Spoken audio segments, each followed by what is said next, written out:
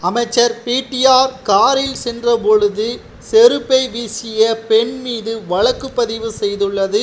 மேலும் இந்த வழக்கு இறுதிக்கட்டத்தை எட்டியுள்ள நிலையில் வழக்கை ரத்து செய்ய வேண்டும் என்று சில முக்கியமான புள்ளிகள் நீதிமன்றத்தில் மேல்முறையீடு தாக்கல் செய்திருக்கிறார்கள். இதனால் கடும் கோபமடைந்த நிதியமைச்சராக இருந்த பழனிவேல் தியாகராஜன் அவர்கள் கடுமையான கண்டனத்தையும் தெரிவித்திருக்கிறார். சரி, எதற்காக அவர் மீது செருப்பு வீசப்பட்டது என்பதையும் இந்த வீடியோவில் முழுமையாக நாம் பார்க்க போகிறோம்.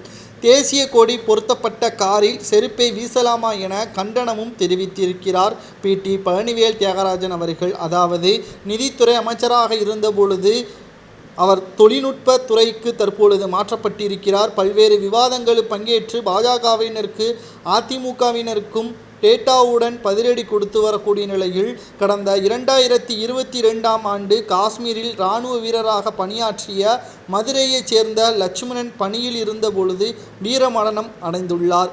அவரது உடல் விமானம் மூலம் மதுரைக்கு கொண்டு வரப்பட்டது. அப்பொழுது மதுரை விமான நிலையத்தில் லட்சுமணன் உடலுக்கு அஞ்சலி செலுத்திவிட்டு அமைச்சர் பழனிவேல் தியாகராஜன் காரில் சென்று கொண்டிருந்தார். பாஜகவினர் சிலர் அவரது காரை வழித்து போராட்டம் நடத்தினர்.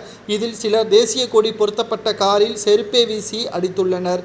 இந்த சம்பவம் பரபரப்பை ஏற்படுத்தியுள்ள நிலையில் பிடிஆருக்கு எதிராக முழக்கங்களும் எழுப்பப்பட்டது.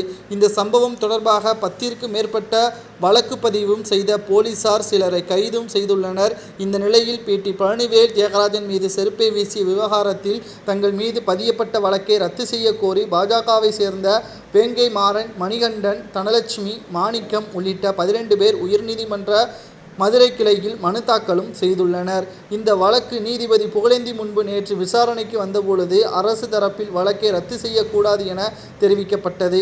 நீதிபதி புகழேந்தி ஒரு அமைச்சர் பயணிக்கும் பொழுது அதிலும் அவருடைய வாகனத்தில் தேசிய கொடி இருந்ததும் அந்த வாகனத்தில் மீது செருப்பு வீசுவது என்பது தேசிய கொடியை அவமதிக்கும் செயலாகும், அமைச்சரையும் அவமானப்படுத்தும் விதமாக இருக்கும். ஆகையால் இந்த வழக்கை ரத்து செய்ய முடியாது என்று நீதிபதி புகழேந்தி அவர்கள் கூறிவிட்டார். மேலும் இவர்களுக்கு தலா 1 ஆண்டுகள் சிறை தண்டனையும் 60,000 ரூபாய் அபதாரமும் நீதிமன்றம் விதிக்கப்பட்டுள்ளதாக செய்திகள் வெளியாகியிருக்கிறது. மேலும் திமுகவை சார்ந்த மிக முக்கியமான புள்ளிகளும் அமைச்சர்களும் தவறு செய்திருக்கிறார்கள். அவர்களது வழக்கை மட்டும் ஏன் தள்ளுபடி செய்கிறீர்கள் என்ற கேள்விகளும் எழுப்பப்படி அமைச்சர் பழனிவேல் தியாகராஜன் அவர்கள் கூட திமுக கோபாலபுர குடும்பம் பல கோடி ஊழலை அடித்திருக்கிறது என்றும் ஆட்சிக்கு பிறகு 2 ஆண்டுகளில் பல கோடி ஊழல்கள் செய்திருப்பதாக அவரே வாக்குமூலம் ஆடியோ ஒன்று பரவியது. அப்பொழுது நீதிமன்றம் ஏன் கேள்விகளை கேட்கவில்லை என்றும் கூறியுள்ளனர்.